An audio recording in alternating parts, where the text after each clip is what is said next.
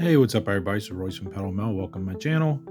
Tonight's third installment of the 1/8 scale IXO 917K, and this is kind of like a build diary I've been doing, and this is part 3.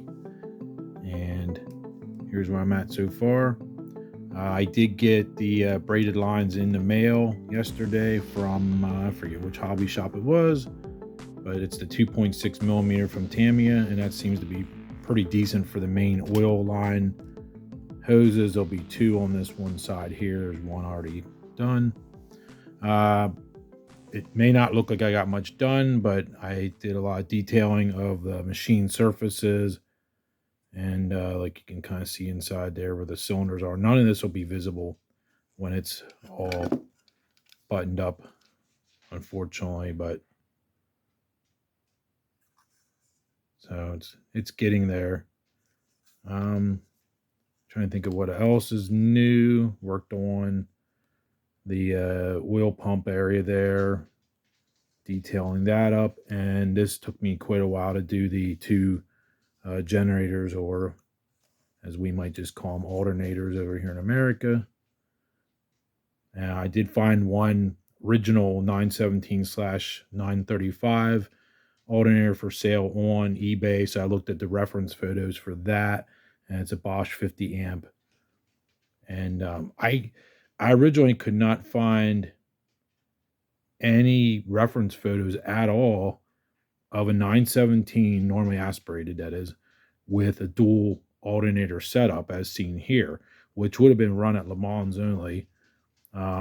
So at first I was not going to add the secondary alternator, but I finally understood once I watched the one Gunnar racing restoration video. He talks about the cam extension seen in the one video where they're pulling a 917 motor out, and he just says about that's extension from the cam would have been for the dual alternators for running only at Le Mans. So that's where we're at with that.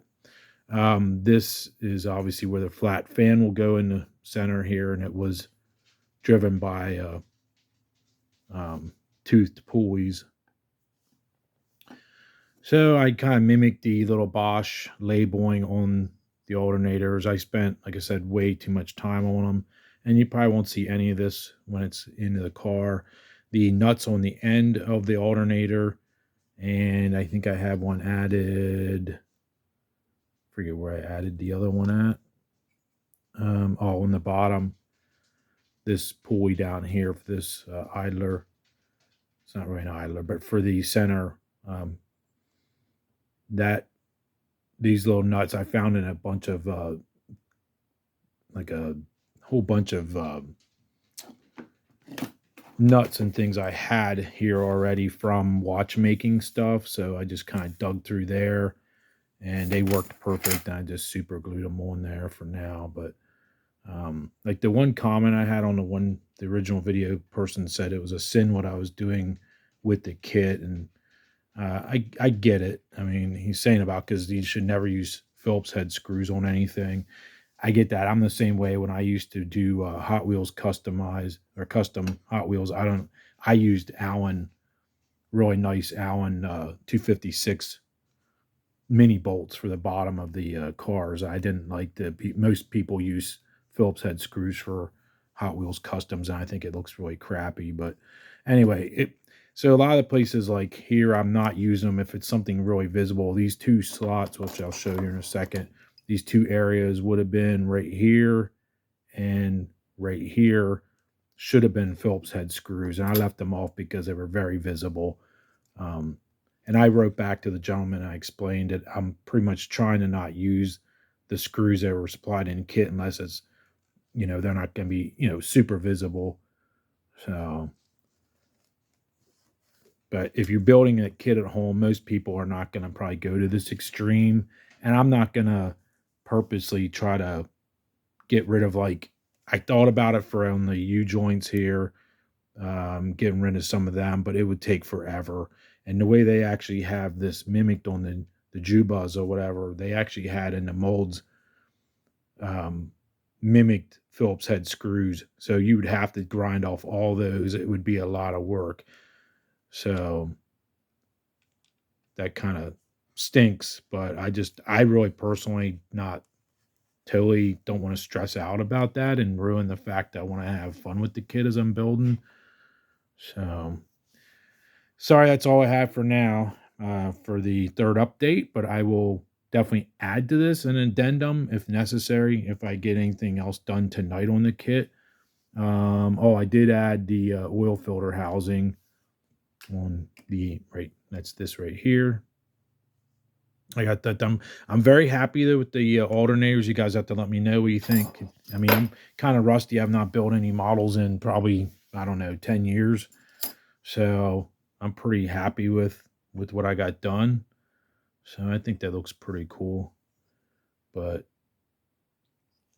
we'll see how it goes. But so far I'm happy with the results. And the kit itself, I've had a lot of questions about it. I cannot answer the questions about the comparability. Is that the word for it? Comparability?